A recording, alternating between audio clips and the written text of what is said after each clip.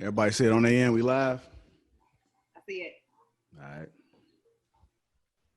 Hello, everybody. Thanks for joining us. Welcome to Lapeef. Let's talk. We're here with B. Nix, Out here. Tawana, Hey, y'all. and Anton. What's the word? What's happening? How y'all feeling today? Feel phenomenal, bro. Feeling good. Hey, I'm Yeah. here, bro. Yeah, like that last podcast was something else, right? Yeah. Really, we want to go back, rehash some old wounds. Nah, just sitting here reflecting. But we back again. We live. Again, we appreciate y'all for joining us. Today, we're going to be talking about what the middle class doesn't know about wealth. I want to start off by asking you guys, what is middle class? Start off with you, B. Nix. What is middle class? No, I mean, when I think about middle class, I have a bias, but the thing is we look at it, this class system that exists. So we have, the working class, middle class, and upper class. I mean, you look at the upper class as being kind of the upper echelon of just kind of like wealth and sustainable wealth. I would say at least like above like 200K, making a year based on like group income or, however many, participants live in a home. And you have the middle class, which of course I think there are your working professionals, even though we call our no longer the poverty level as far as the lower class, I think is more socially acceptable to call them the working class. But middle class would be people who do work, who are bringing in income, even though they're not the upper echelon, but they do have somewhat of an aspect of influence within their home that they're able to pass forward to generations to come. But again, there's still aspects of people that still live check to check as well that are part of your middle class, because how do we invest? How do you learn how to really make it sustainable? So for me, my take is that middle class it really represents sustainable wealth beyond multiple generations. I don't know if the middle class is really kind of built, set up, or kind of maintained in that way. Okay. Tawana, same question. What is middle class to you? I mean, to me, it's just like people who are in the middle of the social hierarchy. So, when he talks about upper class and the lower class, just those individuals that are in the middle of it, but also like making somewhere between 40K and 122K. So it's a large gap, like it's the upper middle class and a lower middle class, right? But, they make about probably double the median household income. So that's kind of how I would define it. That's great. Anton, same question. What is middle class to you? I think that B. Nix really defined it really well, and then Tawana, continued to like dissect it a little bit more as far as really defining what middle class is. I think the thing that we have to add into the conversation is where you live, right? Because even though we might define a specific, group of people as middle class according to how much they make, let's say you make $120,000, or in B. Nick's case, like less than $200,000, right? At 200K, don't go as far when you live out in Silicon Valley and you got 3 kids. You know what I'm saying? So I don't think it has anything to do with whether or not you live check to check, because I've known or I've seen and witnessed people that make over, $300,000 a year living check to check, because, we can define it exactly what all they had and everything like that. But I think it does solidly present a lifestyle or a way of life, right? What type of lifestyle do you live? And I think that, that particular class, middle class, can be defined according to how much you make. And you also have to add in there exactly where you live, because if you live in a city, right? If you live in Manhattan, that don't go as far as when you live in, Cincinnati, Ohio. So I think you got to add that in there. But I think they did a really good job of defining that. Okay. Ask myself the same question. What does middle class mean to me? I think they definitely are in the middle. I also feel as though a lot of people that are lower class think that they are middle class. And you also have a lot of people that are lower class that think that they are rich. And I know we're definitely going to tackle that. But middle class is definitely in the middle. I wouldn't say middle class per se is 122. I think that is upper. But when it comes to answering the question as far as just middle class, I would say somewhere between like 35 to maybe like 60, 65. I still think people that make 65 still think that they are upper class. But we're going to dive right into that a little later. This is video that I want to show you guys. I want to kind of pull up, and it's going to kind of transition into my next question. So give me a second while I bring it up. Other communities have a wealth standard. The Jewish community represent 2% of the population, but the top 100 Forbes billionaires, 25% Jewish community. When we look at that Asian community, who has the top household income? It's not white folks, even though we always compare that, but it's the Asian community, and more specifically, it's the East Indian and the Asian community. And who's top leverage when it comes to looking at the tech sector? You understand me? They're the top paid. And you can understand that because they basically look at, all right, what's going on in the community? What's going on in the world, right? So if Bill Gates and Elon Musk and all of these people are becoming the new billionaires and the new ruling power, then they said, well, shoot, that's what we need to get into. Let's do Huawei. You understand me? And they get into digital technology and they get into coding and things of that nature. So when you look at Shenzhen, China, in the last 5 to 10 years, they've been able to build up a system to go from rice farmers, you understand me, to tech billionaires and millionaires, because they said that, oh, well, this is going to be our way towards wealth. Now, in the black community, we still think entertainment and sports is our wealth standard. That's a fact. Mm-hmm. That's a Understand? fact. We've been saying that from day one. That's a fact. Yeah. And every other fact. community puts more emphasis on education than we do, but the right kind of education. You understand me? Like, we don't have a specific type of education that we go for. And so when we think about having a wealth standard, you can really study other communities who've done it better than us, because all communities have done it better than us. Yeah. You understand me? Even the Hispanic community, their income is higher than ours and continues to rise higher than ours. They're more likely to own a house than we are once we leave a household. You understand me? And so creating a wealth standard is really creating a system of accountability that you can think towards going towards that goal of wealth. Like, wealth is having an abundance of assets, and the average person, the average black person specifically, because if 50% of America is financially illiterate, then that number is extremely high in the black community. I first want to shout out, Earn Your Leisure for that podcast. It was pretty dope. And I also want to give credit to 19 Keys for our example, which is going to transition us into this next question. I want to ask you guys, did you guys enjoy that? Yeah, he's spot on. Okay. He was absolutely spot on. So my question is, do black people have wealth standards? Who wants to go first? Do black people have wealth standards? We think we do. What'd you say, Anton? I said we think we do. Yeah, I kind of agree with you, but I don't know what my wealth standards are. I mean, I think that it's relative. I think it depends on the person. I mean, Anton, just to backtrack a little bit, you brought up a good point earlier when we was breaking down on kind of like how we define kind of class as far as middle class, but area goes it plays a major role, you know what I mean? And I think that's a big variable that also impacts wealth standards as well. I mean, upbringing, neighborhood, area that you matriculate to, state in which you reside, I don't know. I struggle with that answer just because what is the standard? What is the standard that exists? Where is this written down? Like this really based on how you've been taught, or what are your personal morals on how you look at money? How do you define money? What do you do with money?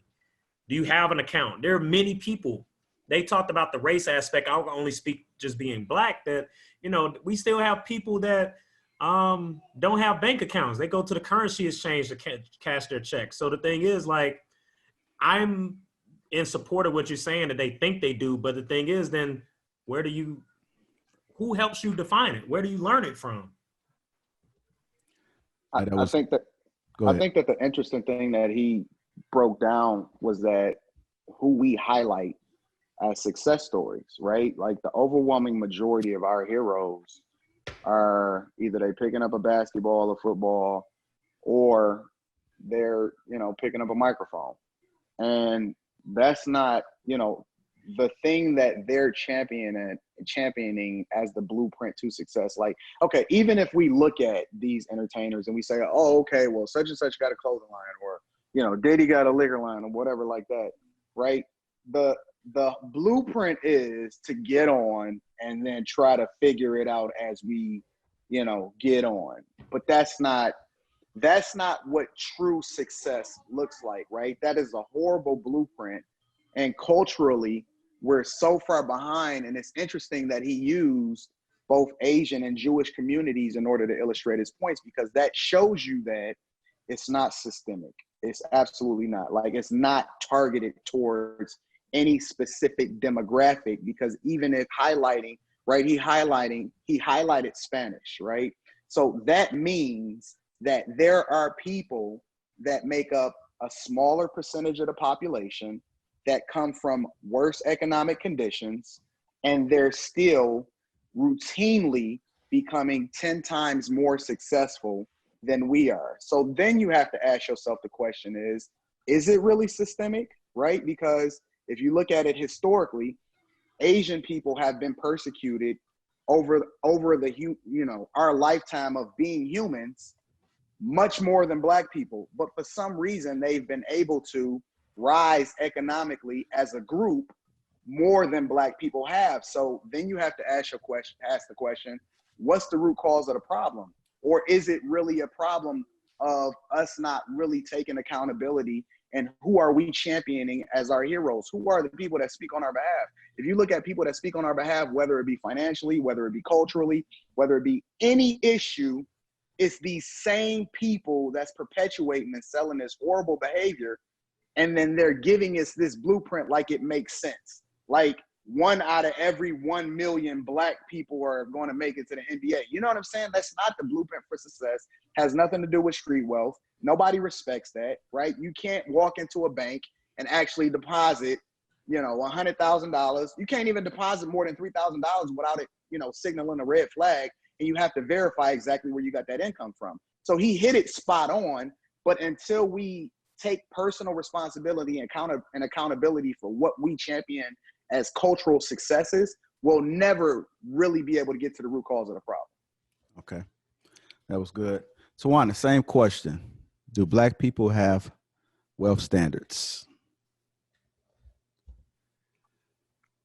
Oh, she's still muted. You're still muted, bro. You're still Sorry, you guys. No, that's fine. A lot of time, what I find, just because I work in an industry where financial literacy is like the top of our goal, and what I find is that people don't know how to manage their money. Like, they have a lack of financial control, and so it starts there. And so, yeah, you can't have wealth standards if you don't even really know how to manage your money and what you need to do in order to get to a place where you can be self-sufficient and you can build wealth, right? So a lot of times when you're middle class, and a lot of individuals are middle class, they end up, that changes your whole entire income bracket and your social class. And so you may end up getting more credit because of that, right? So when you start making more, you start spending more, and that's what happens with people. And just because you're offered a lot of credit doesn't mean you should utilize that. So in fact, people don't even know how to pay attention to their debt to income ratio and how essential that is to becoming wealthy and being self-sufficient. So what happens is people get into tons of debt. They're trying to live beyond their means.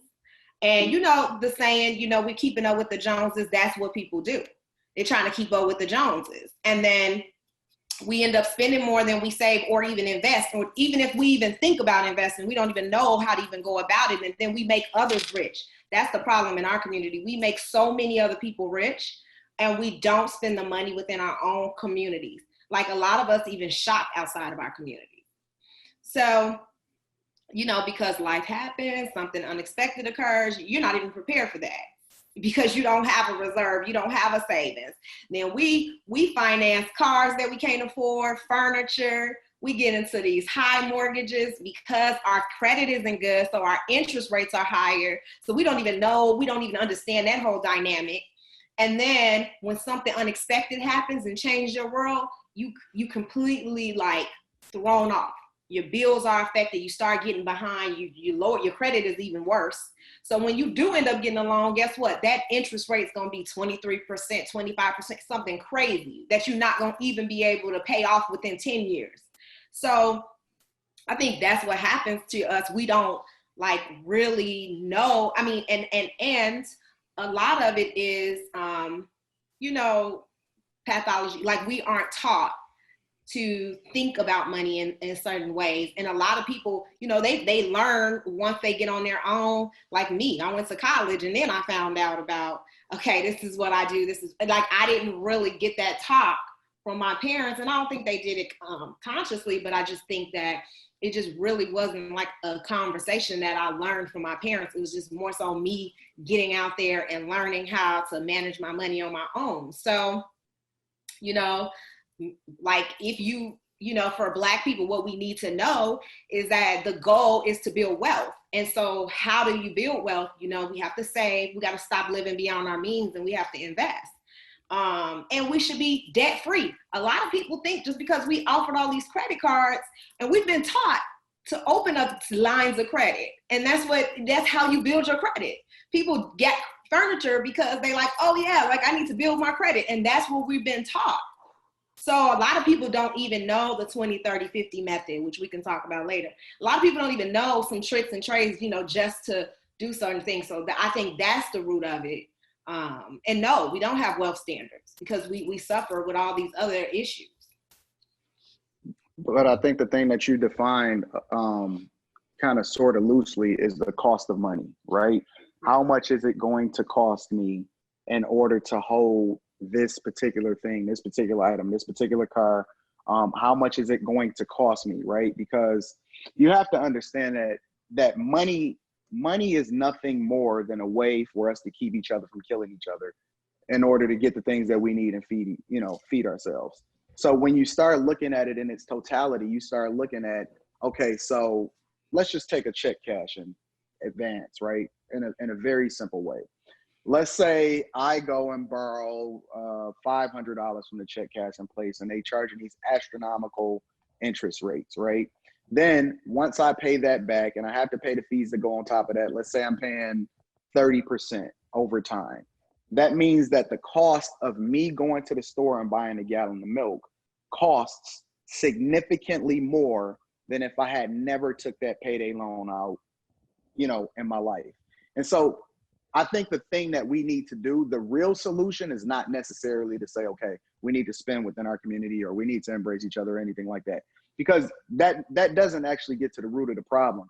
What we need to do is step outside of ourselves and understand how other people are doing things successful. Like I didn't get to the point where I could retire before I got 40 until I started reading books from people that didn't necessarily look like me, right? We so afraid to step outside of our comfort zone or to, you know, ask somebody else for insight or help or ask for mentorship from people that don't look like us because of, I don't know what that is. Again, I'm always on this cultural thing, but it's not culturally normal for us to do that. But once I got a mentor, right? Once I understood that I needed to do things differently, because when you have mentors, they introduce you to other information and they give you insight according to what other people that's in that inner circle provides, then it opened up and then unlocked the opportunities and the insight that came with understanding how money works, that came with building wealth, that came with understanding how compound interest works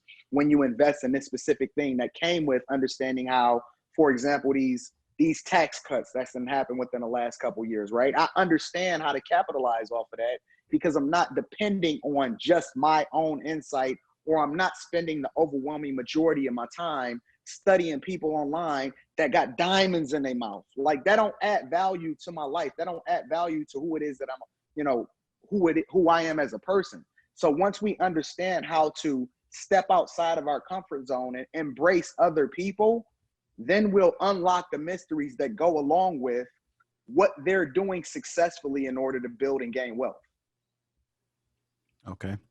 I first want to answer that question myself as far as when I first watched that, I was sitting here thinking, and I didn't realize, you know, how I thought, growing up.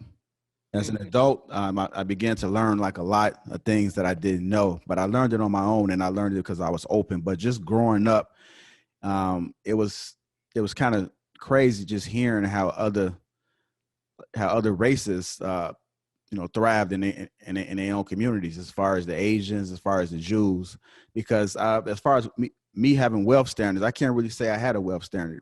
It was just that I just mimic whatever was around me. So I think that experience, as well as exposure, has a lot to do as far as how you look at wealth standards.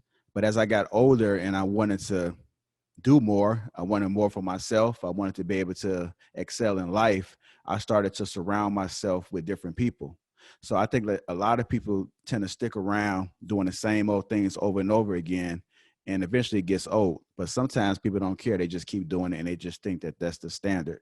So what I did was I just started surrounding myself with people that was doing better than I was, and I just kind of learned from them. I kind of took notes, and then that's how I began to have a change of a wealth standard as an adult. And to kind of piggyback off of what Anton was saying, like I do think that if you do take the time to actually learn and actually read and get uncomfortable and actually try to take risk, I think that you would have a better wealth standard as well. But you know what's so interesting about what you just said, JR, is that you took an interest. It's funny because usually when I drop a video that has something to do with something messy, right? Something what women are doing wrong or whatever like that, right? Mm-hmm. It's incredibly popular within our community. Like we jump to the first opportunity to get involved in something messy, right? But when I start talking about how money works and I start talking about or giving insight, even when I'm doing mentorship, a lot of times, a lot of these young guys, they check out immediately. They don't care about none of that, bro. It's almost like it's a very slim majority, and I cater to our people, right? I spend a lot of time trying to really tackle some of the issues that I feel like is paramount within our community. Every time I make a video or I do a live on some other platform or something like that, the people that tune in don't look like me. The people that look like me, they tune out, right? So then I just started to ask myself, like, based off of what you said, do we really want to change, right? Is stunting the most important thing within our community? Like, is that the capital cost to be famous, to look good, to get all of the clout? Is that the real thing that we're talking about? Or is the majority of the insight or the majority of the information going to continue to filter out to other people that truly take an interest in it that don't look like me, bro? Yeah. No, I mean, Anton, you bring up a good point, but I mean, us historically as Black folks, we're consumers, right? So the thing is, I'm not saying like, and that goes beyond like, no one's making us be consumers. It's a mindset. And this goes back to, even though we call it like stunting and all that, but the thing is, this predates our existence. This go all the way back to a pimping the Negro, going back to the 40s, the 50s, the 60s, going into the 70s of like, hey, we all are, as far as Black folks feel, we have to look a certain way almost because of this identity that we feel we almost have to do this in order to be measured as equal to whoever our peer is, regardless of skin tone. But I think that is also the mindset as well. But, I think that Tawana mentioned a lot of times it's experiences. I think that we're limited based on our upbringing, that we don't, even job opportunity. We don't have like a father or uncle or aunt that could say like, hey, your first job is going to be working with me at my firm or at my, my business. A lot of us don't have family members that we could reach to or close friends of family to say like, I'm going to hire you. You're going to work for me. We don't have those avenues. So we're still trying to figure it out. One example I would give going back to the wealth piece is that, hell, I didn't understand, like, I'm still figuring out my own what wealth standards or whatever you had mentioned, JR, where it didn't hit me as an adult until like really just last year. So there was a crib right across the street from me, right? So I was thinking like, hey, you know what? This could be a good like investment property, right? And Twana, you mentioned it, like real estate, things like that, business ventures. So I'm like, okay, cool. It was 35K, right? 35 racks. So I'm like, man, that's manageable. I could do that. I actually knew the person who had lived there a while back and it was a rental property then. She had told me what was wrong with it. I'm like, okay, I can get that fixed. Thing is, I realized that I work and I've been working full time for years, but I really didn't have no real money saved up. So the thing is, like, how can I put like really a down payment, not through a FHA loan or first time homeowner to 3%? It actually was, I need that 20% because this is an investment property. I didn't have that. So then it became one of those like, okay, cool. Well, I'm gonna just go to the bank. Debt to income ratio. The thing is, you mentioned it, Tawana, like the fact, like, hey, folks work every day, but I don't got the means to say I got a nest egg of money that's available for like big purchases. Or I may have the mindset, like you mentioned, oh, I'm gonna just use my credit. My credit decent, so I'm gonna just put it on my card. So all that added on to debt to income ratio. My debt to income ratio was over 50%. So guess what? Access denied. No, you cannot purchase that home, right? So then it hit me. It was like, man, how is it that I am not in a position in order to purchase an investment property, and yet I work every day? And I'm actually the type of person that doesn't call off. I go to work every day, even when I'm sick, and I don't have anything for it. So that's when it hit me, where going back to what you mentioned, Anton, reading. I mean, just I think the Debt Snowfall with the 4-Hour Money Makeover, reading just books and listening to shows and getting perspectives of things that's outside of my norm, outside of my circle, to get perspective. And it made me realize that, you know what? I did not have the most appropriate financial standards that I needed, not for me, but for my family. Because not to do a soundbite, but we think about a couple of years back, Damon Dash had mentioned like, hey, I grind for my last name, right? So the thing is, that means I have nothing to pass forward. And the thing is, I come from family that technically have nothing to pass forward. I have advice, stories, but as far as like actual sustainable wealth, income, business ventures, I don't have that. I had my grandfather actually, when I moved back to the Chi, said, hey, you know what? You can have the house, man. I was like, dope. I'm gonna move from DC and come back to the Chi. I'm able to take on the house. I took on the house with his debt. He took out a second mortgage. So guess what? I'm getting the house. Love my grandfather. Been there since 67. I was like, oh, cool. But the thing is, I had to then take on a second mortgage year 4 of 30. Come on. Right. Not to say I'm plotting on his downfall. Hey, he turns 90 on the 20th, actually. More power to him. I love this guy. But the thing is, come on, the mortgage, the second mortgage is going to outlive him. So then it goes back to poor decision making, even if I look at my old head. As far as just, and that's these standards or lack thereof, the lack of standards are passed down from generation to generation to me. So I, not just being a Black man, not just representing my family, but I need to change, and not for me, but I need to be able to pivot and take my future, my family in a different direction. So for me, that was my moment. And that was literally just last year. So I was able to pay down my debt. So that's something I felt thankful for. But then now the second stage is that it's not about the credit score. Like you mentioned, Tawana, it's really about how can I start stacking bread, and cash is still king. How can I become my own bank as opposed to being dependent upon these systems, these structures that you mentioned, Anton, to be able to identify what I think wealth is as a consumer. Yeah, before we even go on, JR, what? I just want to say that I have the utmost, highest level of respect for B-Nix for actually sharing his own personal journey as it relates to, the subject that we talking about, because it takes a lot to be that transparent, you know what I'm saying, about your situation in order to really bring awareness to what it is that we talking about. So before we even continue, I just want to say I salute you, bro. That's dope. Like, that's one of the dopest things that I've ever heard you say, bro. Most definitely, Nix. And that kind of brings me to like my next point is understanding how money works. I know Anton spoke about it earlier. B-Nix, since you went through that whole experience, would you say that you understand how money works now? Yeah, but the thing is, I'm still a student of the game. I think that in life, you still have to be able to learn and navigate, because now I'm entering in a different space. Now I've gotten the debt off me.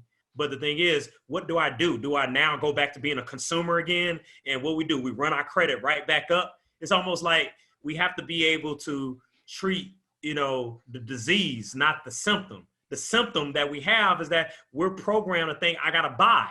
And our society perpetuates this. Think about like Black Friday, every holiday, Father's Day, Mother's Day, 4th of July, Labor Day, all these days that are created, but really it's revenue building and revenue driven. But the thing is, I got to be mindful that I can't do that, because I have to figure out what my plan is. But guess what? If I don't have no standards in place, then I'm all over the place on how I spend, on how I save.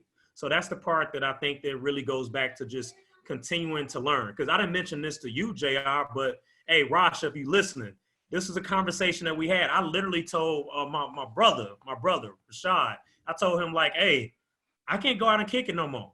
And I was like, it's nothing against you personally, but I was like, man, I'm not going out. Because one thing I did learn from that journey is that, man, where the hell is my money going though? Because we just said that. Like we talked about, regardless of class, whether you're middle class, working class, upper class, we all work, but I didn't have nothing to show for my money, check after check. So then guess what? Like Anton mentioned, I'm still living check to check. So where is my money going? Going back to lack of standards. So that was one thing I was able to now identify, like, where's my money going?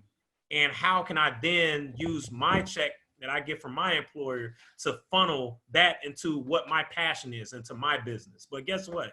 That was based on me falling on hard luck, based on my own experience. Luckily, I was in a position I was able to bounce back. But guess what? We know many folks, once you're in that hole, it's kind of hard to financially bounce back from being in debt. Hey, Tawana, I want to ask you that same question. Do you know how money works? Man, I mean, unfortunately, a bunch of bad experiences pretty much, brought me in and taught me how money works, just because I think, like, a lot of times millennials, we're like the first in our families to do stuff. If you think about it, like, and I'm the first, not the first, but like I bought a home, nobody else had really bought a home in my family. We rented, whatever, but I bought a home, at a young age. And because I bought a home, you got to prepare your credit got to be right. You got to have your finances in order. So what I did with that was I had a whole bunch of credit everywhere because everybody approved me. So I got approved.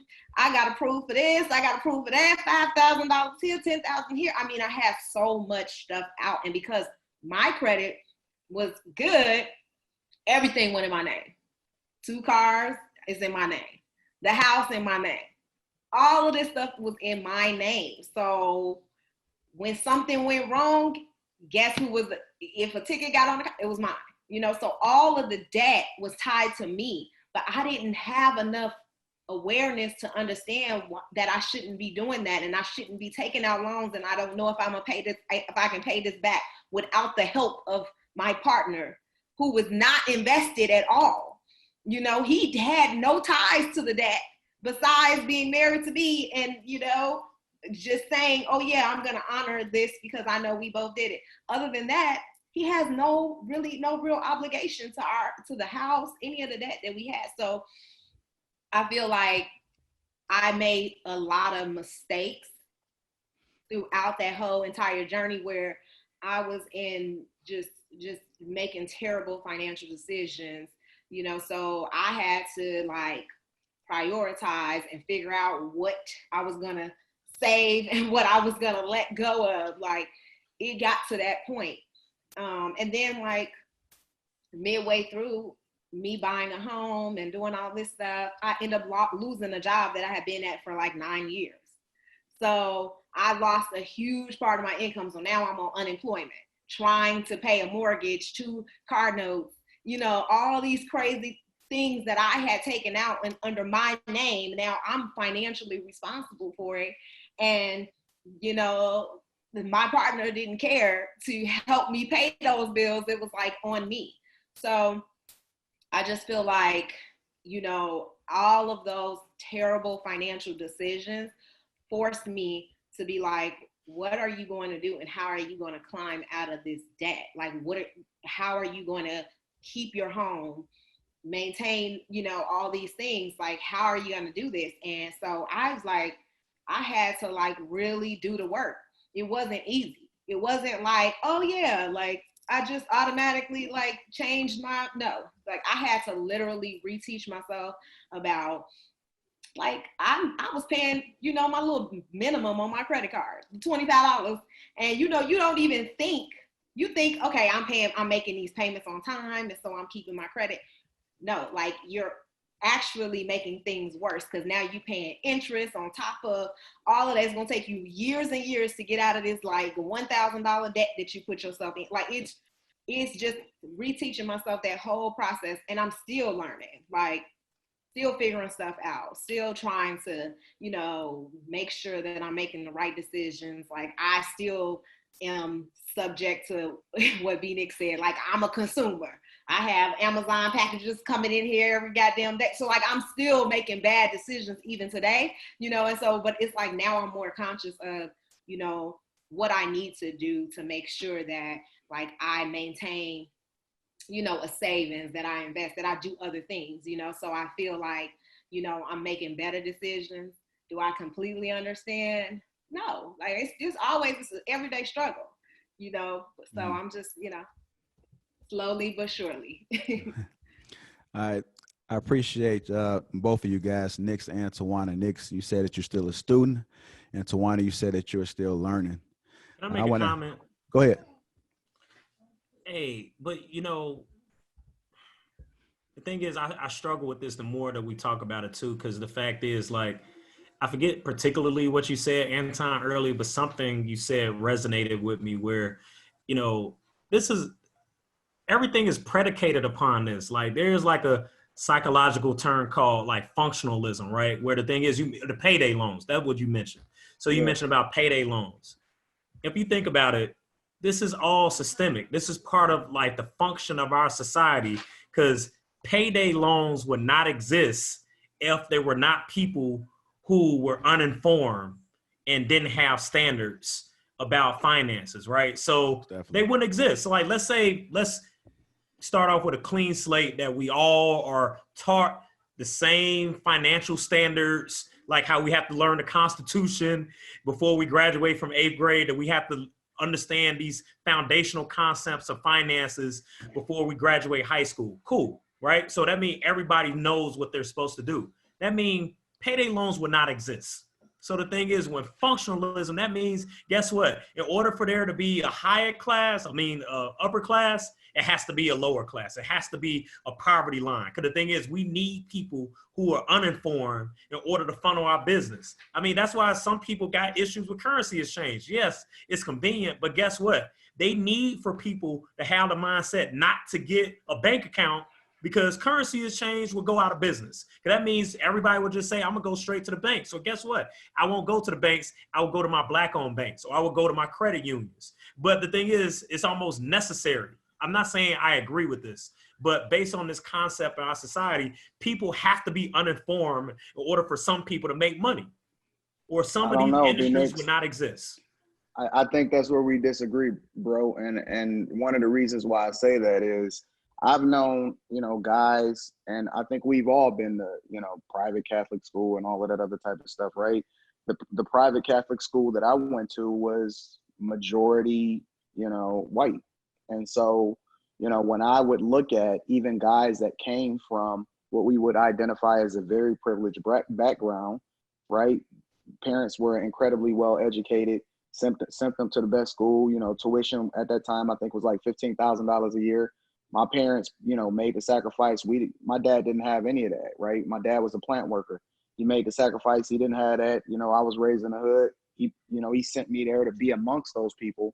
And it's funny because that same, you know, the overwhelming majority of those Black guys that came from what we would identify as a privileged background culturally still navigated towards other dudes that was still hood, right?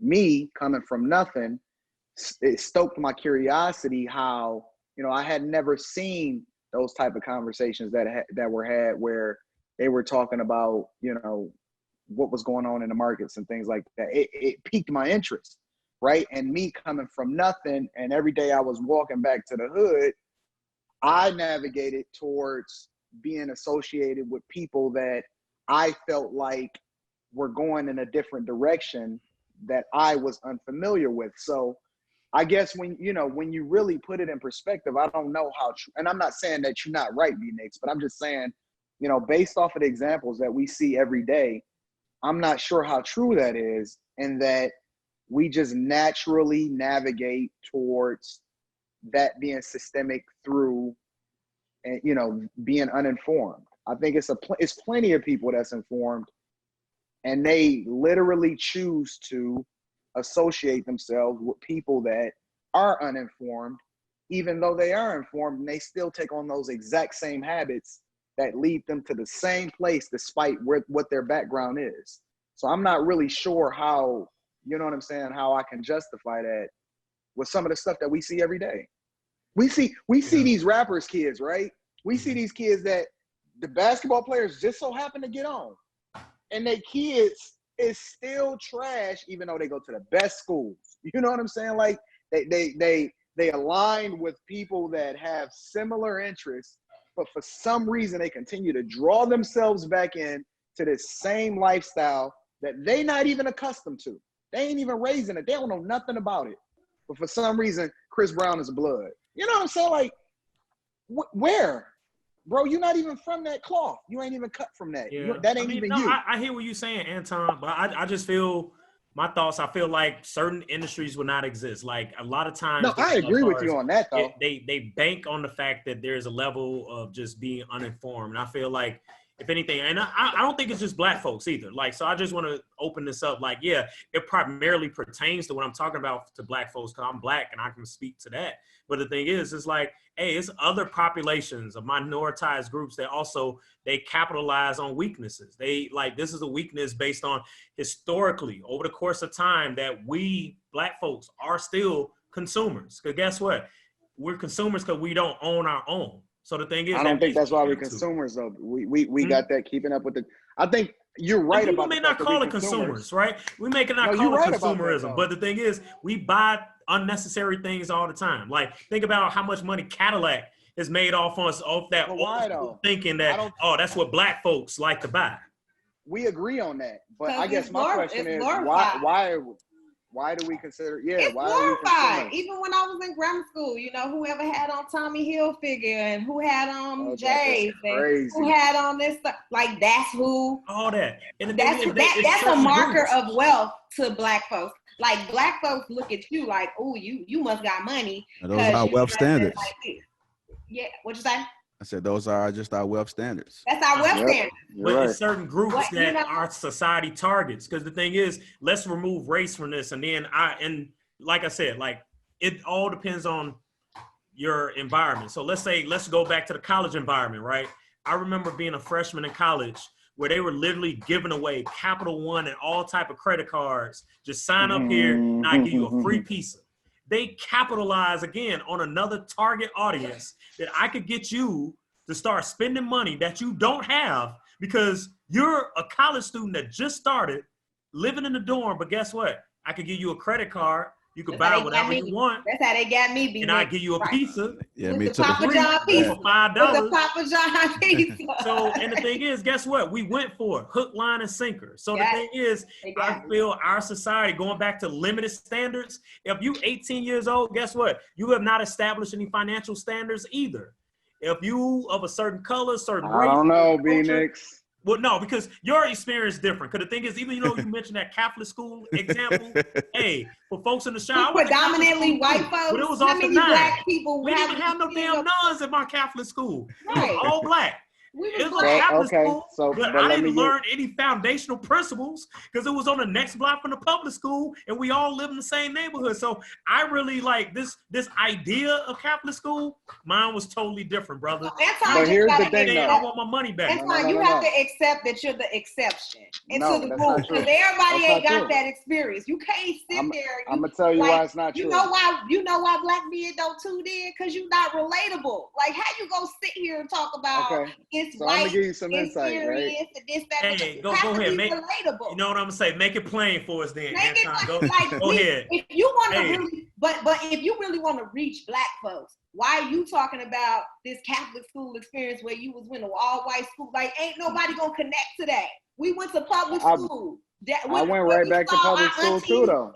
But you know But what? here's the thing, though. No, hold on, hold that, Okay. Anton. Okay. I want to give you your Okay. props, just a half a prop, not even the full prop. But the thing is, like, I think that I kind of understood what you said just from a different level. Where when I went to college, going back to my freshman year, I had a roommate, and I love him. Right, he was good people. White guy from DeKalb, right? But So why I'm trying to go to Jabari's room, actually like to play Dreamcast, play 2K. he had an E-Trade account, right?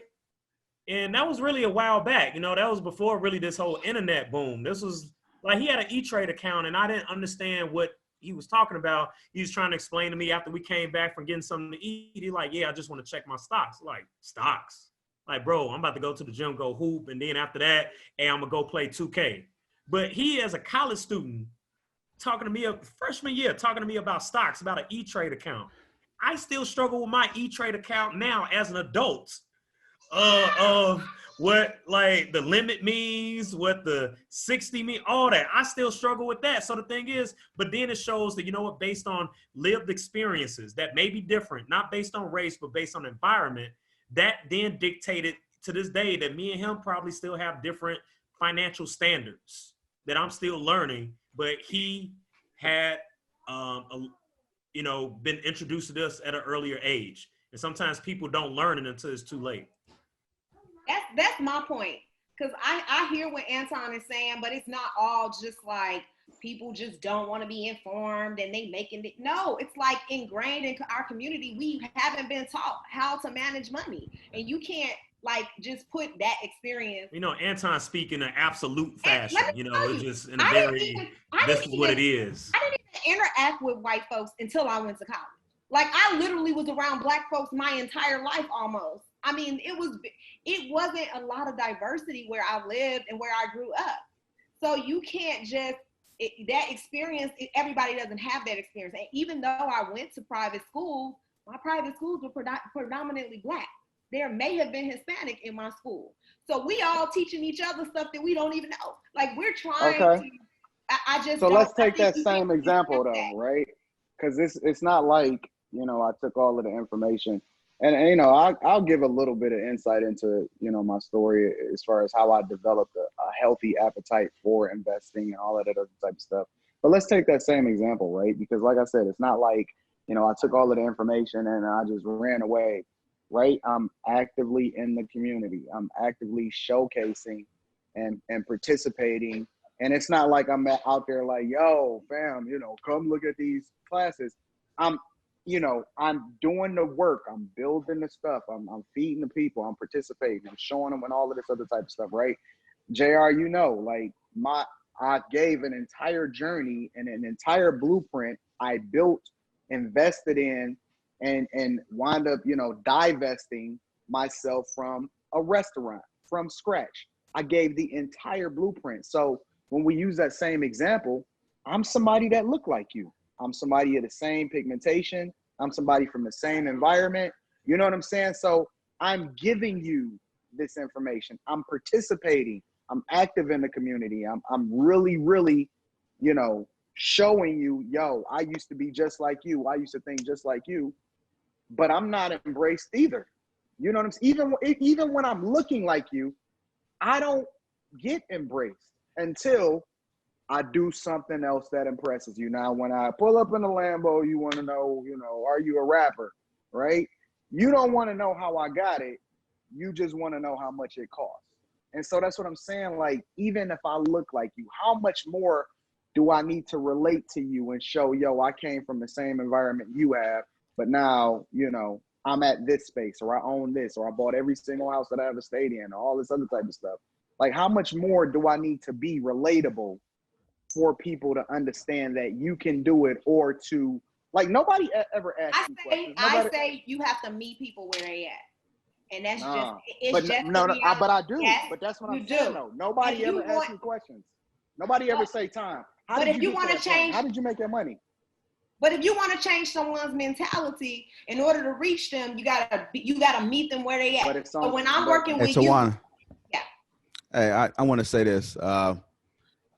It's not always the case. I have some people that are my friends, slash associates, and they just can't get it. They just can't get it. Like, no matter how many times I explain it to them, no matter how many times I paint the picture for them, they just refuse to excel. They just refuse to move themselves to their next level. They don't want to hear it, but they pay attention to everything else, the parties that's going on, like all of the bullshit, and I just don't get it. It becomes draining just keep trying to explain over and over and over It again, does. how I'm doing this. And I'm not saying I'm there yet, but I'm open to learn. I'm making some changes. I'm making some sacrifices. But some people just, you can paint the picture 5 different ways and they still not going to be able to understand it. Why is that? You know what happened? That's the question. But no, Why you know is what that? really happened? You know what really happened? When Because- I started really embracing people, my people, Mhm. they tried to kill me for it. They came, they set me up, and they carjacked me. You know what I'm saying? Like, they started shooting at me. That was what really happened. Like, if we just want to be 100% transparent, and I'm not blaming nobody or whatever, because I understand, right? I understand the economic condition. I understand the mindset. I understand why you did what you did. However, I'm just painting the full picture and helping people to understand that this is what I experienced from my own people when I tried to embrace and bring all of the information back. You know what I'm saying? So it's like, okay, so at what point do I personally say, because I am still active, right? But at what point do I say, okay, enough is enough? Listen, Like, a my lot of life my- is on the line. A lot of my programs, I found out that what I was doing was I was coming in there with this curriculum and trying to teach people stuff, and like they were not receptive, and I rarely got a good retention from it. People always dropped out after the first couple of days. I'm like, what is going on? Like, why do people not want to hear this information? I had to start asking people like what they thought self-sufficiency was, because what I thought self-sufficiency was totally different for everyone. And then I had to like go from there. And so sometimes we don't even know like what people, how their mindset and what they even think about the situation before we start talking at them and telling them what we think they should be doing. And it could come off a little intimidating. It could come off like condescending too, because it's like, who you think you are telling me something like, and you have to ask people what they think about wealth, what they think about self-sufficiency, or what's your goal? Like, because everybody's goal is different. And that's how you reach people of a different population. And that's how you reach people whose mentality has to be shifted, because you have to dissect that. You can't just assume that everybody is on the level. I can't do it, Tawana. But that's why. You know why I like can't me, do it, though? That's why it's people like me in the world that don't give up No. on our. It's not that I give up, but it's that I get pulled in so many different directions, right? Because that's why I had to change my perspective towards culture and race and people in general, because it's like, okay, if this guy also comes from, because there's other people from other races that's not privileged either, right? They come from bad economic conditions and everything like that. But if this guy is reaching out to me and saying, Anton, and he don't look like me, right? And he's saying, yo, bro, I'll do anything. Please just be my mentor, bro. Just whatever you want me to do, I'ma do that. I can't, because I only got so much time, right? I only have so much time is my resource. I only have so much to give away for free. And these people are embracing me wholeheartedly, right? They saying, oh man, I feel you, I understand. And they're experiencing a massive amount of success as a result of that mentorship. How can I turn them down and say, no, I can't do that because these people look like me? You know what I'm saying? Like, humility is humility. But that's what I'm saying. Like, I still, I love my people. Yeah. But I can't love you to death. Right. You know what I'm saying? Mm-hmm. Like, when I was in college, my work study job was in the library. That's where I gained my insight. I hurry up and did all my work, and then I spent the majority of my time reading. Like, I scoured every book I can get my hands on. Yeah. And then once I started getting into the real world, I had a great understanding. And even though I did go broke, right? Because I did go broke, I was able to quickly get it all back and built that seven-figure assets that I have now, to where I don't have to worry about stuff no more. But then when I go to give that information back, I embrace those that embrace me. I can't make nobody do nothing. And that's what I'm saying by our cultural norms. They embrace the wrong things. And Right. I don't have the solution. You know, I got an opinion about a lot of things, but I honestly don't have the solution on how to change that dynamic outside of what my father did. And he was just willing to be broke to make the sacrifice on my behalf. Well, B. Nick's made a good suggestion, like incorporating some stuff in school, because I feel like it's not taught to you. It's, you know, we learn, like he said, about the Constitution. We learn about all these other things, but then we don't really talk about finances, not even really in college either, unless you take economic classes. You really don't learn how to manage your money. So they assume that everybody learning that from their foundations and in their families, but that's not the truth for everybody. Everybody doesn't learn that from their home. So it's kind of like they, you know, making that, you know, a part of curriculum is a good start. Then it goes back to a systemic thing where, again, functionalism, right? It's a function. If I make sure that you really don't know what you need to know, then that means that I can capitalize on the fact that I can make money off of you. So the thing is like, it's a value system. That point was gold, because there has to be a lower class in order for upper class to exist. That's what they want. They want to keep a certain population of people down, and whether you want to acknowledge it or not, it's systematic. I don't think that's true. Yes, and the reason why I know that's not true is because every single person that I know, including people that we don't know, that has become millionaires and billionaires, they spend the overwhelming majority of their time being philanthropists. They trying to give back. What percentage of those people are African American? Small percentage. What do you mean? You like, for example, you could take my man that just paid off, that paid everybody's school loans and the historically black colleges, the black billionaire, right? That's not celebrated. He's not celebrated. Most people don't even know about that guy. Like, they have no idea, but I bet you they know everything about the Baby's new song. You see what I'm saying? And so that's my thing. At some point, let's just say hypothetically that you are 100% right and B-Nix is 100% systemic. Nobody can hold you down if you choose not to be held down. At what point, if we identify all of these things as wrong, do we say, okay, I make the choice not to be in that demographic anymore. I make the choice not to be a part of this group. And that's what my dad did. I hear it, but you don't know what you don't know. If going back to what Tawana just said, if I never been taught or introduced this to you, I don't know, right? And I know you're gonna say like, oh, the victimism, right? That we playing the role of the victim. Woe is me. What black folks, that's what we do. We play the victim. But I think there is an aspect that like we don't know what we don't know, and a lot of times, guess what? We don't find out until something bad happens. When we're in debt, when we're about to get the house taken from us. But you know why that doesn't make sense, B-Nix? How many times we seen black folks, specifically black folks, they have a home, you know, person pass away, somebody else take it over. Oh, I didn't pay the taxes on it. It's like something, foundational principle of just paying taxes. They only ask it twice a year. But hold on. How many of us can call our parents and ask for $5,000? Like, a lot of us can't depend on our That's not what we talking about, though. But that's not what we talking about, though. But that is what we talking about, though, having that wealth and access. Standards, right?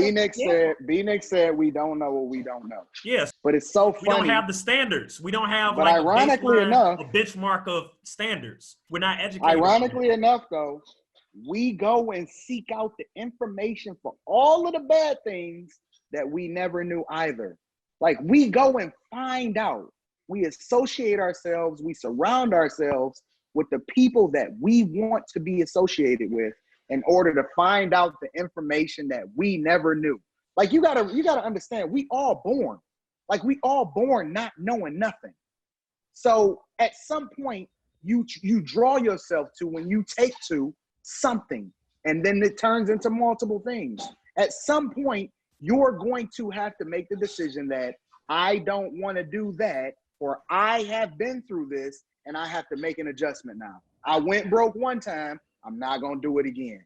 I lost everything one time, now I'm going to make some adjustments. I went to school, I went and got my, like, I didn't graduate college Like I graduated high school in 2000, went and made a bunch of money, went broke, and I said, you know what? I got to make some adjustments. I went and got my software. I went and got my software engineering degree in 2012, bro. That's how I went and did it. Like I was almost 30 years. I was over 30 years old, bro. Nice.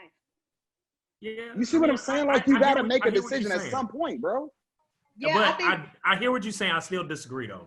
Why? Because I feel like even a perfect example, we talk about college, right? Let's say you didn't, right? So the thing is, we continue, but guess what? I got that baggage, I got that debt on me. And then it goes back to the opportunity cost, right? What could I have been doing if not going to school? You talked about how you was able to maneuver not being in school. So then we have somebody that's going to be listening and say like, yeah, that's why I ain't go to school. But the thing is, if I don't have the standards and I don't have the blueprint for somebody to tell me if I don't choose to go to school or go to the military, then this is how I could get money, like legit money, not no street wealth. Because it's not sustainable. The thing is, But we live in you speak 2020, about, bro. you This was is not introduced to that early. This is not 1970. This is 2020, bro. And we still Information dealing is with at the our same fingertips, issues. bro. My daughter knew how And to it's use a an lot of iPhone when she was information. 5 years old. 5 years but old. it's My daughter information. sought It's out bad information and good information at people's fingertips too. Hey, But You at have some to be point, smart. right. you Anton, gotta. you always do Right. this. You always I mean, but the point- point of the show, and then you just but the go point- rogue and stuff, man. But the point that he's It's- trying to make. Oh, JR. Here he go. Here The you point- go once Here again. he go, baby. JR, I do not need Okay. you to give me clarity on what Anton is trying I'm to gonna say. say it. Let me say it. Why? Let me say it. I don't want Let me to. say it. I don't need you to reiterate. Because I'm Uh, listening. I'm sitting back listening. I'm sitting back listening. I'm sitting Bro, back we've been listening. on this Yeah, show but for y'all at least failing 30 to minutes address now. I certain already things. know It's what. like, Hey, go ahead, bro. I forgot this Okay. your time of the show too. Go Go ahead. ahead, JR. I want to Okay. hear what you think we haven't addressed. Let's go. okay, what you guys haven't addressed is that the people didn't need any wealth standards in order to seek that negative information. That's what you guys haven't addressed. So people will pick up and they will address any and everything else. If they want to find out something, if they want to find out how to get them 10K checks, guess what they did? They call whoever, hey, how did you get it? They showed it. I'm gonna Google it. I'm gonna Google it, and they found it out. That same way they did Like- that is the same way that they could seek on how to excel in life, how to make better decisions, how to start a business. They could do this, but they don't take the time to do it. That's what you guys have not addressed. And you know what's so funny? You know how much math it takes to sell dope? Like, you know how many calculations you have to make in order to sell dope, bro? For some reason, every dude is incredibly fluent on what an ounce costs and what that translates into once you break it down. And you know what I'm saying? If I do, a key, how I can break that. Like, what? Like, I know dudes that's fluent in math as it relates to dope that ain't never took a math class in their life. But for some reason, that negative information was something that they actively sought out because their parents ain't teach them about that, right? Like, how did they seek out this information in order to fully educate themselves on how to be fluent in this particular type of thing? Like, nobody wants to acknowledge that part of it. We can't keep making excuses Life is for not them, that Nick. simple. I get this Nick, 2020. we can't keep making but, excuses for them. We can't. It's not excuses. It's We not are making- y'all making excuses That's what for 'em. Anton told you to say on the No, show. that's not what he Did told me y'all to say. talk about this before? It He makes text sense. you to answer, JR? No, it makes sense. It We're makes sense. Think open about it. to- Think about it. There's You reasons got to be why open. You got to be open to understanding that. You have to be. Hey, I thought you were the neutral party on the show, JR. It's I am funny, neutral. like But when when you stuff do- makes sense, Hey, it's you always neutral, be bro. slaying, it man. is neutral. But when stuff makes You sense, don't ever take me and be Nick's side though. I ain't never heard you be Yeah, like, let and me the thing explain is, what Tawana you was will trying never to interrupt Anton, man. Like, I was talking. say. I don't Let me remember about explain what. what she was trying to say. It's always let me explain what Antoine was trying to tell y'all. The Like, thing is, we I got get it. You I've can say heard that the information is at your fingertips. But Right. again, what did I just say? You don't know what you don't know. I can't look for something, whether I'm Googling it, whether I'm looking at You Google can look for it. Scholar You or can look a for it. periodical, like a article or whatever. But the thing is, I don't know what I'm looking for. So the thing is, I still need to be introduced this to, I still need to be able to know the blueprint. And that's why it goes back to those folks that got that 10K But check we was don't not know why introduced to it's anything. important. They didn't know anything about it. Right or They wrong? do know how to. Let me tell you. You guys get quiet when I say that, though. No, in industries that I work in, it's always a subsidized type of situation. people know more about the program than you as the professional. They are very knowledgeable about those types of things, but that's because it benefits them. Yes, it directly benefits, and you have to change people's mentality to understand why wealth is important. They change their own mentality because they realize that this. Well, you have to help people understand the importance. They don't know what they don't know. They don't know that. They don't. You assuming that people know how like that they know that wealth is important. You're assuming that people know that, you know, they want to be self-sufficient. You're assuming what your ideas of self-sufficiency and wealth is the same as the other person. You cannot assume that. And the thing is, Anton, I know you talked about your mentoring you do and how you sat down and talked to young brothers. That's all cool. And that's what you do. And that's how each one teach one, right? I applaud that, brother. But at the end of the day, you're speaking at it from a lens of a level of equality that you assume exists in our society, that everyone is granted the same opportunities, same access, same information, and we're not. So I get it. I don't disagree necessarily from your vantage point if I was Anton, but if I wasn't in the setting in which you were groomed, then you can't hold me accountable to say, like, I should know this, because I just don't. So the thing is, it shouldn't be treated as if there's. So you telling me there should never be any informed. There should never be any accountability standards because of what again? See, now you extreme. Nobody said it should never. That's no, he said right? He said that I shouldn't be able. He said that I shouldn't hold. He said. Oh, but I didn't hear JR explain B Nick's comment because you should have clarified that. No, you know what I'm talking about. That's not what he meant, JR, and you know it. Buddy be lunching whenever I talk, man. Nah.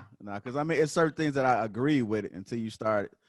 You said everything else, but you failed to say this. He didn't talk about. That's what I failed to say. He didn't talk about people having always access. failed to say something. Okay, go ahead, brother. Yeah. The only thing that he was saying is that people have access. That's the only thing he was saying, is that people had access to do it, and they're seeking everything else. But that's assumption.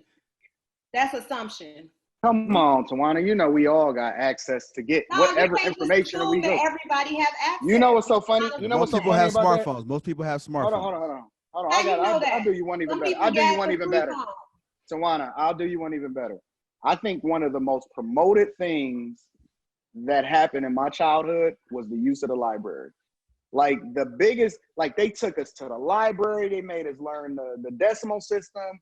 Like they, put it in our brains from the time that I was a little kid in school. They literally input in our brains how to use the library, how many of them it was. This is where you can go. You can come here after school. Here's a library card. No. I'm talking about. You went to a real great school. Great. That was great for you. What you about to talk about when you went to the main stacks and stuff too? What else you got to say, man? This is elementary school, bro. I wasn't in private. You went to a great elementary school. Congratulations. No, bro.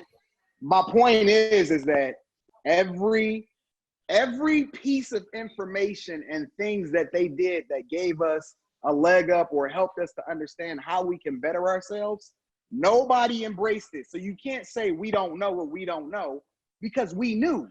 Like, that was a thing. That was a resource that nobody uses. But guess what these fathers is doing? They got these kids on the basketball court and they practicing with them every day. They running drills with them every day. Like, they are utilizing the thing that they feel like is the best thing for themselves. But then you can't turn around and do both. You can't turn around and say, but I didn't have access, or I didn't have time, or I didn't have resources, because you did. The library is free, right? You spent your time utilizing it to groom your kid to be this thing that's not going to help contribute to your family legacy. That's at what point do you take accountability? I mean, you got the library, but the thing is, if I go to the library and I'm not informed on what am I looking for.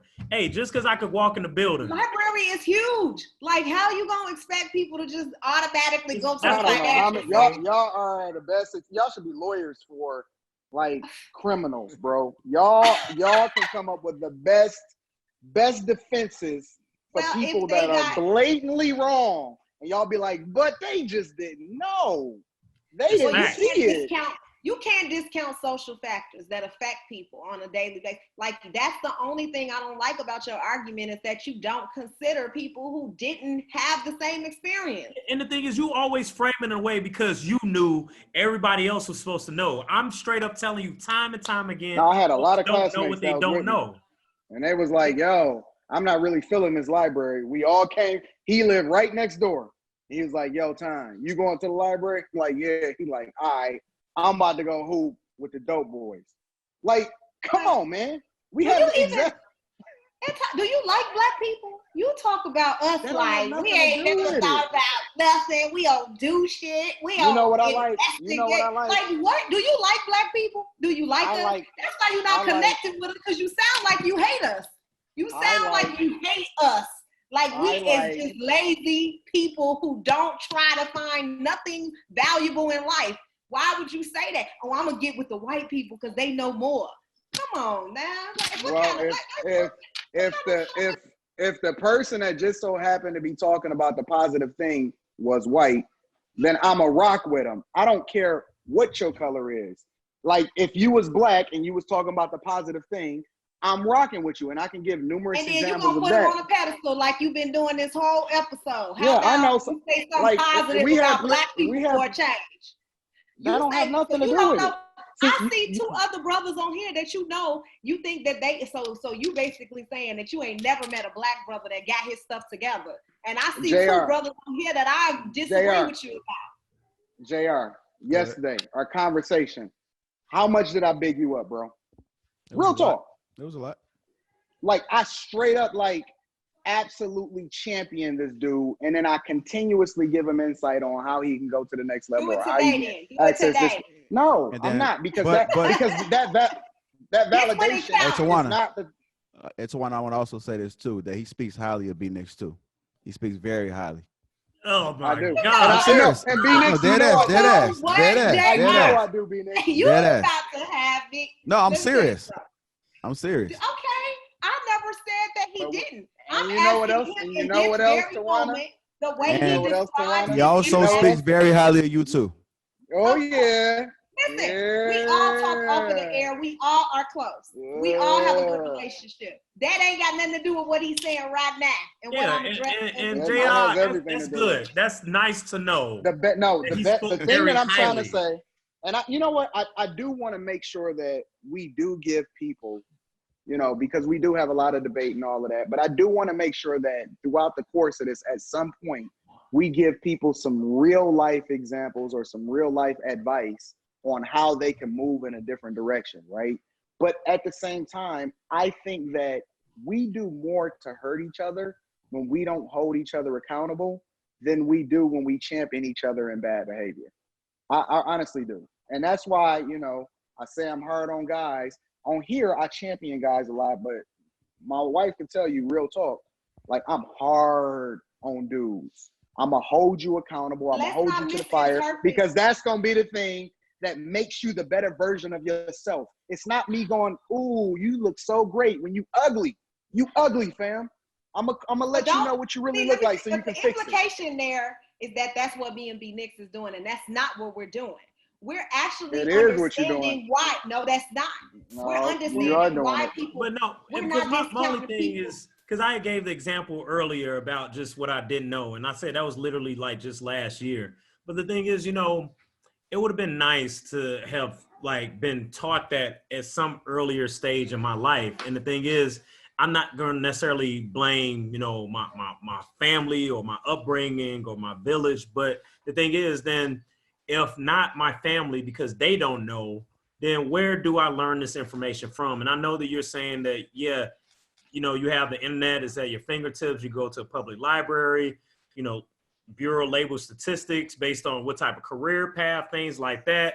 But the thing is, like, if I don't know what to look for, then again, I got to fall on my face, which what happened last year. I had to go through the struggle in order for me to find out. The thing is, like, it would be helpful if you knew up front, because you know how much time and effort that people spend trying to get their finances together when they don't know. It's like almost saying that like, hey, I'm trying to learn math, but I've never been taught math. It's like learning a foreign language, right? So I almost want to compare it to that. If we were looking to learn Lingala or Swahili or French, but yet I never went and took any formalized classes of it, or I've never been introduced or been in the setting in which I can kind of adopt certain aspects of this language, then it's just like, well, you're just supposed to know.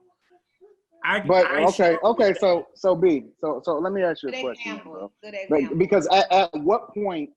Because I almost feel like I'm an invalid person to even be speaking on this because I'm the anomaly and all this stuff. Like, okay, so who do we look to? Who do we look to, right? Who do we say, you know, all right, give us this information, and like, what's the solution? That's all I want to really try to figure out. What's the solution to this financial illiteracy that we see in our community? And not in the formal sense, because I want to be clear. Learning and education does not have to be within the four walls of a school. I'm talking about. You mean like how I do? How I be in the streets?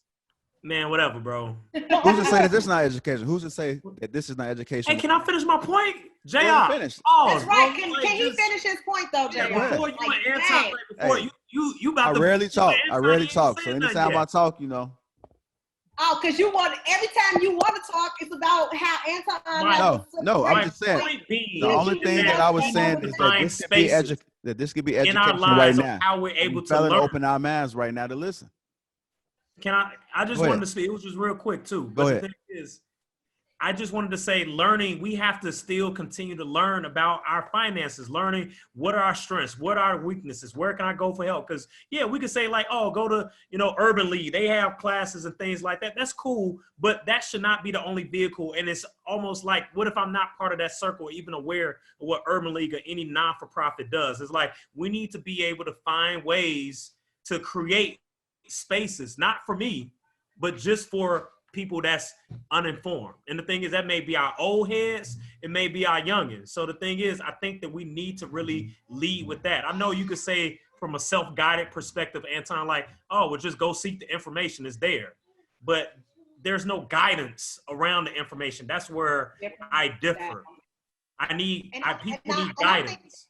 I think it's a shame that more brothers don't tune into you, Anton, because I feel like you really do have a lot of insight for them. But I think that we have to continue to speak about it. We have to continue to work, because even in my classes, even though the success rates were low, when I did get successful, it was really, really good. Like I could change a person's entire way they budgeted, the way they saved, the way they thought about money, the way they invested and stuff. Like I really could change a person's entire mentality and approach. And you might not save everybody, but there is people who listen.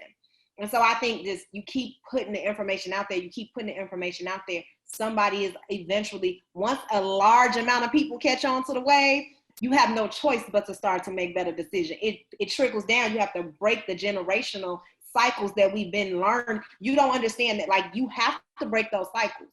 It's not just like a matter of going and watching a podcast and the cycle's just gonna break.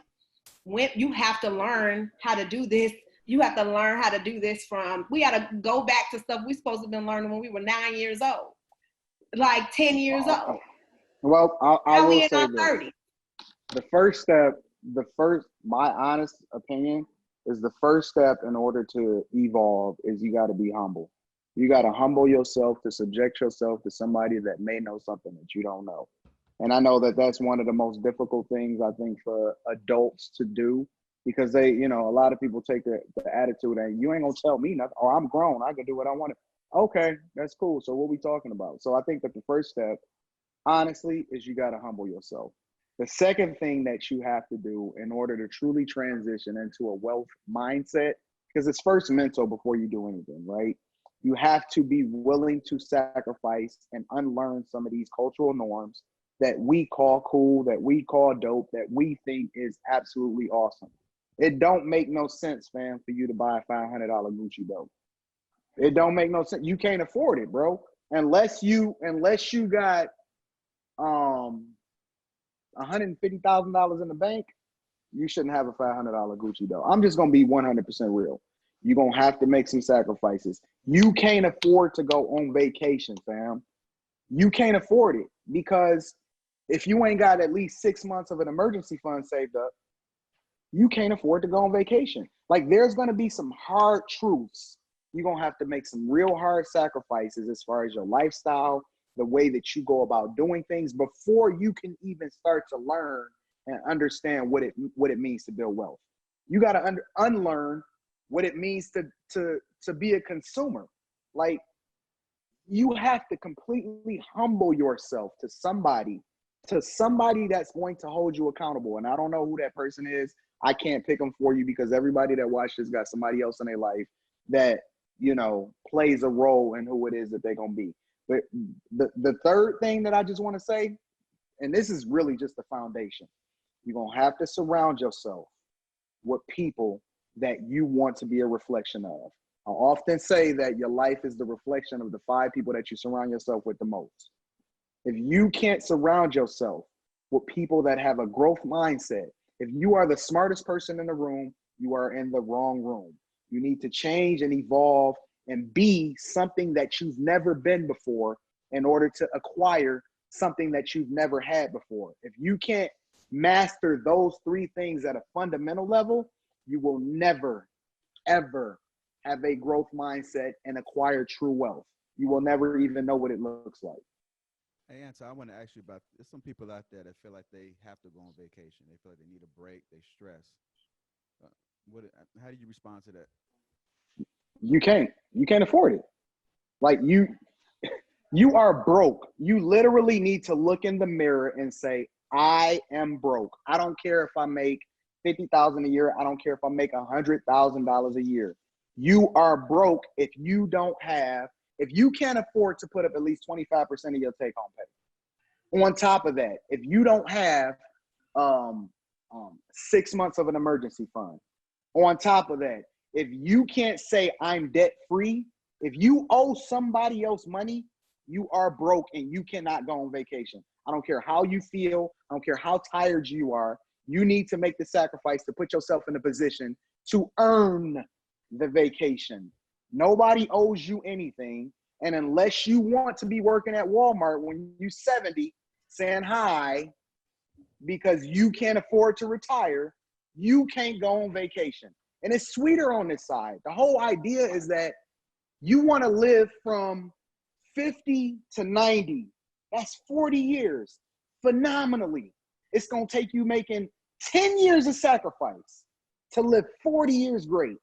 Like, are you willing to make that sacrifice, or are you willing to stunt now for people and impress people that ain't gonna care about what you look like, and that you probably ain't even gonna see tomorrow? Like, is it worth it to buy the bottles? Is it worth it to go on a vacation? Or can you make a sacrifice so that your grandkids can say, my grandfather was awesome? Is the vacation that worth it to you? Yeah. Can't argue with that. I guess that's sound advice. It's definitely, I mean, I think I started with a budget. Like, a lot of people don't even know where they spend their money. And that was eye-opening for me when I actually sat with someone and went through my bank statement and he was like, okay, you spend $10 on food this day, you spend $20 this day. Like, when I actually went through line by line and saw where I was spending my money, I was like embarrassed. Like, dang, I'm spending this much money a month on food. Like, just the types of stuff I was buying that was unnecessary was like eye-opening. So I think that's the first step before they even get into all of everything that you just said, Anton, which they need to do as well. They have to know where they're spending their money. Where's my money going? Like, I can't even teach people how to move in a like with money until they first change their mindset, because you know it don't make sense for you to have a car note. It really don't. Like, for you to go out and buy a new car and you don't even have any choice on where you're going to sleep tomorrow, because if they decide not to renew your lease, you out on the street. And I know it sounds crazy because everybody want a new car, right? And the statistics show it. They sell between 15 and 17 million new cars in the US every year. Somebody is buying them. You know what I'm saying? Like, is it cool to have a Charger and I know that my daughter's tuition is not fully funded? Like, we gotta unlearn all of this trash and stop following the wrong people on Instagram, bro. Like, they can't help you. You need to be following Dave Ramsey. You need to be following and understanding Warren Buffett. You need to look up and understand and read Elon Musk's autobiography. Like, we need to really relearn. But you understand that people. Go ahead. No, we need to just associate ourselves with people that understand how life works, and then they understand that humility is the key to success. And once you have that level of humility, then you're ready to understand how money works. Because if you don't have the character and you don't have the humility, I'll often say that money does not make you a better person. It makes you more of what you already are. So if you trash, that's why you see these rappers living this type of lifestyle. It don't matter how much money they got. It don't matter how many millions they make. They still gonna be absolute garbage because they haven't had the character to go with it. They don't have the humility. They got too much success too early. And so as a result, they don't know how to handle it. They don't even understand their power and influence and responsibility that come along with it. You see what I'm saying? So we got to change our mindset from the very beginning to understand what wealth looks like. If you paycheck to paycheck, you got to put in your mindset, I don't care what the statistics say, I'm not middle class, I'm broke, I'm poor, I'm in a poverty mindset. You can't, and the only reason I'm saying that is not to make people feel bad, but to empower them to take control of their circumstances, to take control of their life, and give their kids the future that they truly deserve. You owe that to them. You keep saying the rappers, but you know, for women, it's the strippers, like the Cardi B's and you know, the people who you didn't make it rain and now they didn't, you know, further their career off of that. And so a lot of women idolize that. You know, it's like a hustle now. It's like, oh, I can hustle my way into wealth or success. And I don't really have to do like, you know, what's that China doll? You know, it's so many people like seeing these examples and thinking that could be them. Yep. Like I can actually be a stripper, you know, make this little quick money and actually, you know, become rich doing something else. Like people think that's their way out. And so you're right. Yeah. But you know what's so funny? Like my daughter, she's 12 years old. I give her like $15 every week. Literally, I give her $15 every week. You know what the first thing she do? Like she has thousands saved up because her money has compounded. She takes a third of everything that she gets and she invests it. She saves it. She studies. She understands where her money is. She understands that she owns Microsoft stock. She don't even buy Nikes because she understands that she has to save up for that. And a third of her money has to go into a savings, which then gets transferred into her brokerage account. And I give her a statement every single month to help her to understand how her money works. She's already conditioned herself to believe that I only have 2/3 of the money that I get every single week. I got $10 this week. It's going to cost me $40. Them shoes that I want, them is $220. You know what? I can't afford them. I'm going to save up for a month and a half and get these Vans. And I'm just cool. I'm good with the Vans. I'm straight with that. But guess what? Like I have this amount of money working for me and I gain this amount of interest. And like she understands how money works because I'm teaching her early, right? Yeah. She's receptive to it because it's all she knows. This is the things that we need to be having a conversation about within our households, within our communities. And we can't just say, this is what you need to do. We have to be the example so that they know who to marry. They know who to follow. She don't follow these trash people online.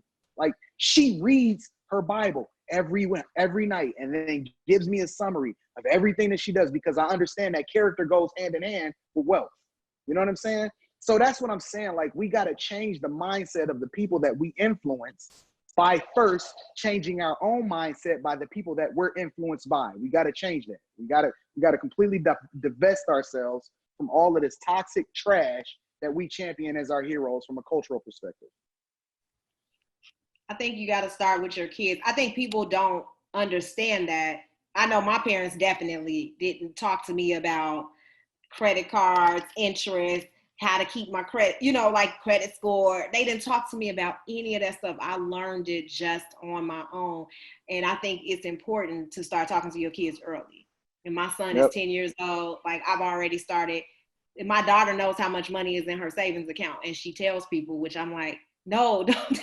But I just think that it's important to, start teaching your children early. And a lot of us don't do that.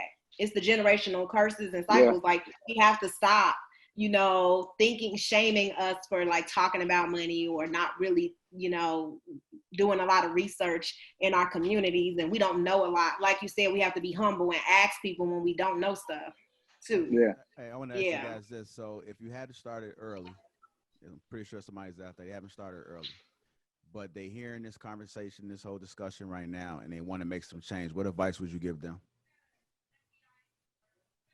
No, I'm gonna let y'all go first.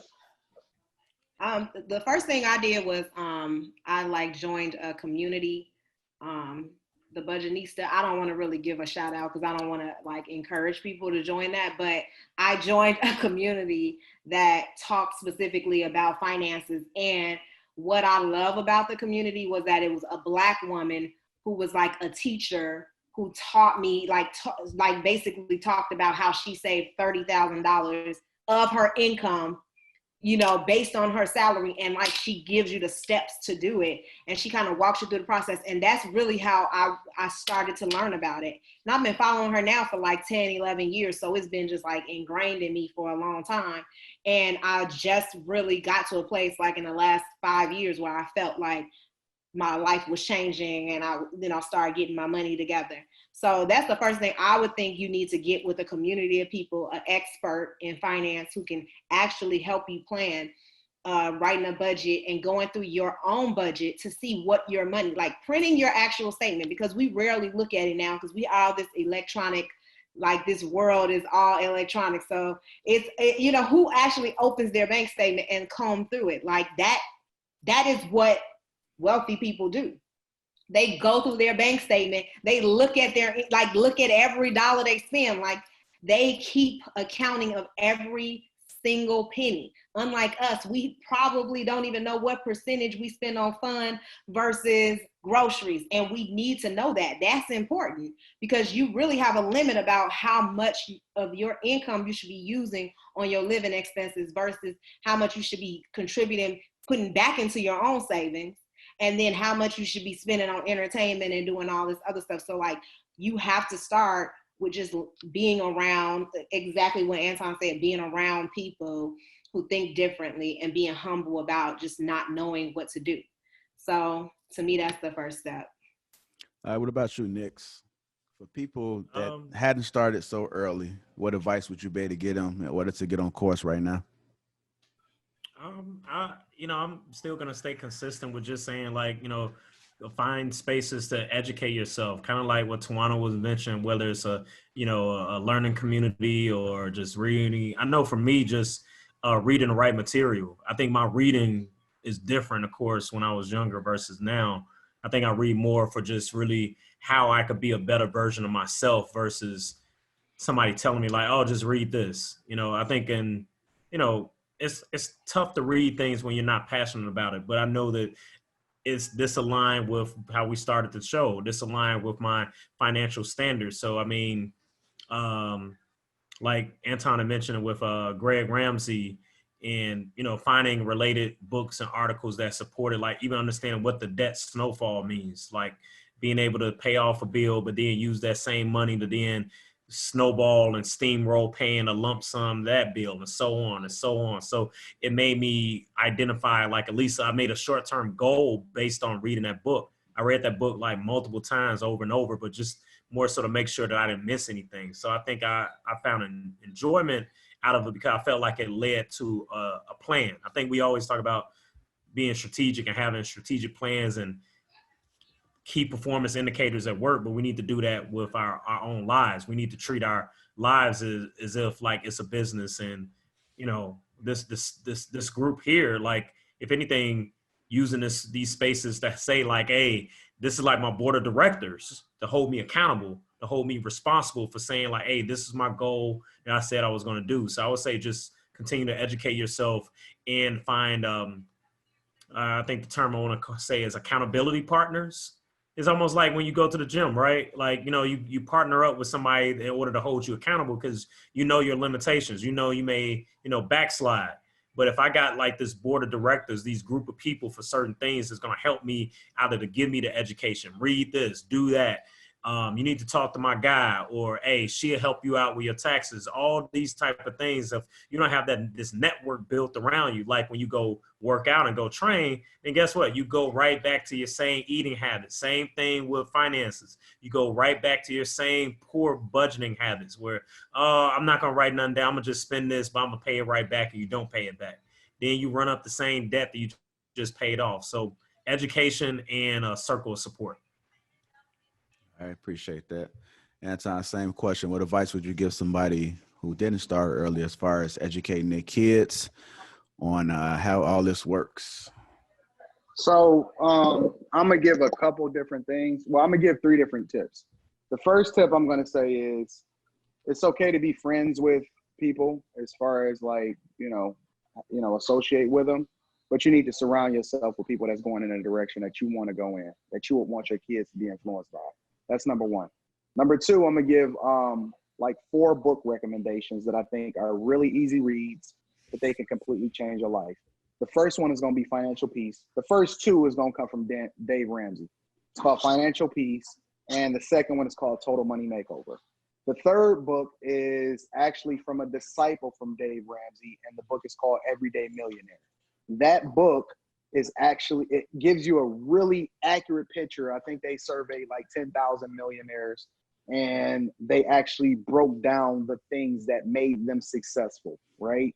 And I'm not going to go into the details of it because even some of the stuff, I'm sure people would disagree on me, but these are things that came from people that have actually accomplished it, not just me, right?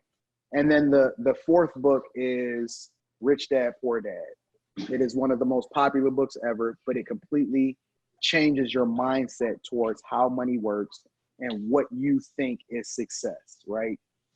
The third thing that I think people should do, especially with their kids, is push them into fields, right? Look at debt as bad, especially as it relates to college, but push them into fields where they can actually lean back on or fall into as it relates to being successful. Finance, software engineering, any kind of engineering, mechanical engineering, all those different types of things that actually builds wealth and you can take into a workplace and springboard yourself into a position to where you don't necessarily have to depend on anything. I always tell people that the overwhelming majority of CEOs within this country are some sort of engineer. They come from a background where they understand how things work, and then they transition that into a position of power. So those are the 3 things that I think is important. Surrounding yourself with the right company on a regular basis, picking up the right books, especially those 4 books to get yourself started.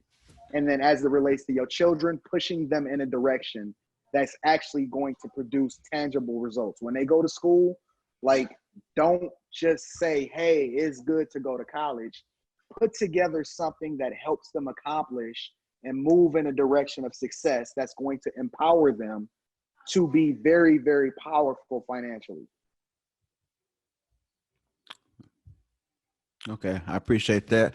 That's good information. I kind of want to touch on one thing, and I had another video I want to play with you guys, and I want to ask you guys a question, a follow-up question after we view this. What's some of the ways that we can actually encourage people to kind of get them on the wealth path? Well, I believe in skill set diversification. You understand me? That you don't just have one thing, because as we've seen through the COVID-19 and the quarantine, if one fail and, circumstances beyond your control happens, what you going to do? So many people had to pivot during this time, and they didn't know what their second stop was. You understand me? So, number one, I look at the education system, and I look at everybody else's wealth standards, And we can look at the Asian community specifically, because let's ask ourselves, how many Asian leaders can you think of in the last 100 years in America? How many Asian leaders you can think of that just prominent voices that speak for the Asian community? Can't really think of any. Mm-mm. Now, we've been spoiled with leadership in our community, so we always looking for somebody to lead us. You understand me? Instead, their leadership is their education. You understand me? Their leadership is their family standard on how they build together. Mm-hmm. And so, number one, you have to destroy that dependency model of I'm looking for somebody to save me. Yeah. You know, and now you have to create a new savior, which is the education, which is getting into the digital real estate, as my brother Ben X calls it. The follow-up question that I wanted to ask you guys is, are people always looking for leadership? I don't know. I think it depends on the person, on what stage you're at. I mean, if I'm looking for leadership, that means I'm seeking it out. It almost goes back to, I would kind of pair it up with like the mentorship piece. Everybody don't want to be mentored. I think there has to be you mentioned earlier, Anton, another prop to you, but the aspect of being humble. You mentioned earlier about being humble, but just to kind of break that down a little bit more, it's a level of humility in which you're submitting that I'm willing to listen to an Anton, to a Tawana. If I'm not willing to be humble about what I don't know, then I'm not willing to be mentored, nor am I seeking leadership from an outside source besides self. So that's the part that I feel like is tough, because on the opposite of the growth mindset is a fixed mindset that we think that, I'm not seeking it out because I don't need leadership. I don't need mentoring because I assume that I know everything already. So I think it depends on what space you are in your life in which you're willing to submit in order to learn how to lead. Anton, same question. Are people always looking for leadership? I think that people are always naturally looking for leadership, even when, people identify themselves as a boss, right? They're looking at somebody else and really mimicking that behavior, right? Everybody is always looking up to somebody. It's so funny because I remember when everybody was I remember Jay-Z had took a picture and he was sitting at the table with Warren Buffett. Like, he sought to be in the same room as Warren Buffett, right? Jay-Z had a level of success on his own. Let's just say he a billionaire, right? But we talking about Warren Buffett. We talking about a guy with a net worth of well over $75 billion, right? People, even in the highest levels of success, once they reach the 1%, they're always seeking some form of leadership. Children crave it. Children crave direction. Even though they think they know what they want, they're always looking for insight from somebody else. So the question then becomes, what type of leadership are we giving them? What type of culture and what type of cultural norms are we making for them? And is that going to enable them to be the best version of themselves? So I absolutely think that people are always seeking leadership. The thing that we need to answer is, what type of leadership are we providing them, and are we enabling them to be awesome and successful? I think that's a good point. Tawana, are people always looking for leadership? I mean, I was thinking about this question as everyone was speaking, because it's pretty much how all of society is set up. Our government, it has a leader. Our classrooms, there's a professor or someone leading the students. There's always a leader in every structure. If you look in workforce, you have a superior who you report to, and then that person has a superior, and even the superior reports to someone else. Like, there's always someone who's the head. And so as it relates to the podcast that you just showed and the excerpt you just showed, I think that he has a valid point, and it's important for us to not look for the face of Black people. They've done that.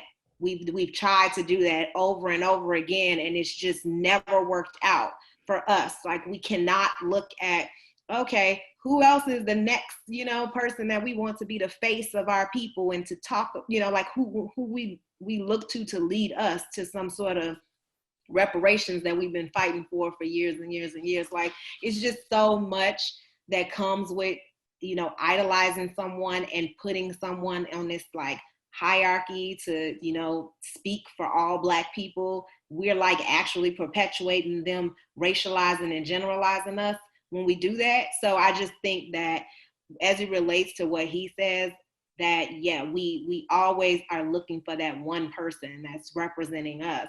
And we have to change that mentality, because we don't need to like glorify any one person to represent all of Black people. And we shouldn't take ownership for every decision that other Black people make.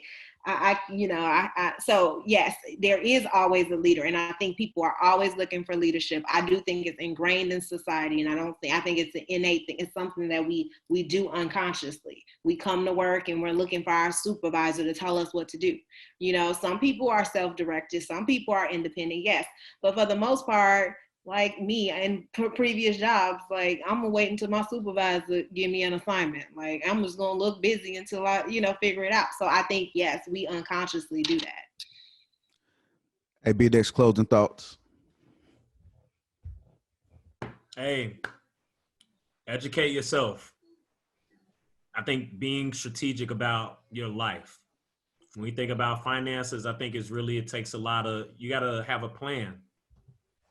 Same way we treat a business, we got to treat our lives the same, with the same fashion. And I think that was something that I didn't. I think I was strategic about education. I was strategic about my job, but I wasn't strategic necessarily about my finances the same way. So I think that, in order for anything in life to be sustainable, you have to put thought, effort, and time and really sit down to identify what are your goals?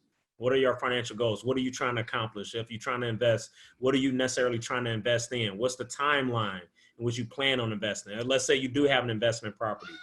What is the schedule in which you're going to then purchase another investment property? Who do you need to bring into your circle? Because I mean, we all have different type of friends or different type of circles for different things. So this may really be me bringing in a brand new circle of people that may not reflect me personally, but they reflect my goals that I'm trying to aspire to get to, that Anton had mentioned about, we've seen people like a LeBron surround himself around a Warren Buffett.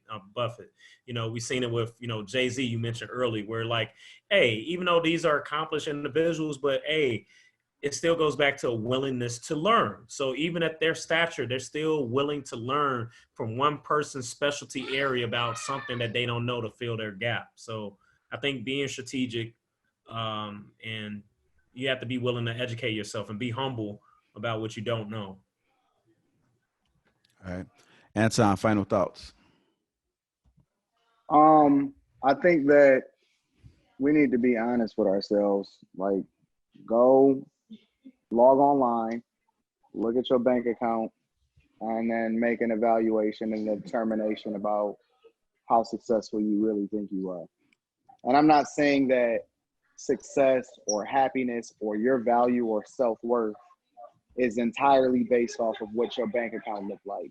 But we're talking about finances, wealth, success as it relates to your socioeconomic status and how you can empower your, future generations and your kids and your grandkids and your kids' kids and all of that in order to be successful, right?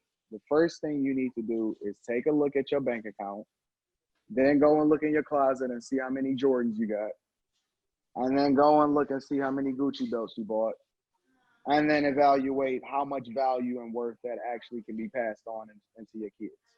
Once you do that and you come to the conclusion, if you decide to come to the conclusion that I need to make a change, I need to do things differently, and I want to actually empower not only myself, but be the best version of myself for my family so that they can be successful, then you're ready to go to the next level.